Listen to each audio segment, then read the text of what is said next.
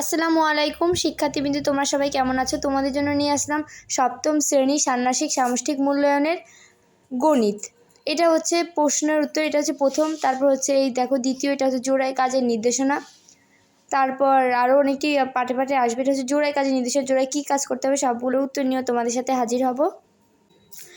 এবার দেখতে পাচ্ছ এবার আরেকটা পার্ট এসেছে, এটা হচ্ছে নিজের খাতায় নিচের প্রশ্নের উত্তর লিখে রাখো। এগুলোর তোমাদের উত্তর লিখতে হবে এবং কাজ দুইয়েরটাও এদিকে কাজ দুই পরিমাপে দক্ষতা বাড়ে, দলগত কাজের নির্দেশনা। দলগত কাজ, এটা কাজ দুই কিন্তু দলগত কাজ। এই যে এটা হচ্ছে এই যে দলগত কাজের নির্দেশনা কী করতে হবে, তোমাদের খাতায় কোনগুলোর উত্তর লিখতে হবে সেগুলো প্রশ্ন দেওয়া আছে। তোমাদের সবগুলো এগুলোর সমাধান আমরা এই চ্যানেলেই দিয়ে দিব, তোমরা সবাই লক্ষ্য রাখবে। তারপর হচ্ছে এটা হচ্ছে আবার এবার প্রত্যেক খাতায় নিজের উত্তরগুলো লিখে রাখো, এগুলো উত্তর লিখতে হবে। তারপর হচ্ছে কাজ এক, শাস্ত্রীয় হৈষণী টেবিলের পাশে ক্ষেত্রফল মডেলের একটি পাশে ক্ষেত্রফল অনুপাত কত হবে, এটা হচ্ছে একটা প্রশ্ন অঙ্ক। সো এইটা তোমাদের উত্তর লিখতে হবে।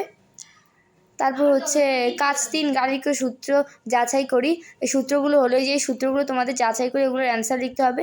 এগুলো কিন্তু অনেক সহজ, এগুলো তোমাদের দেওয়া হবে এবং একক কাজ এর নির্দেশনাটা প্রথমে দেওয়া হলো, তারপর সূচকগুলো কী সেগুলো দেওয়া হলো।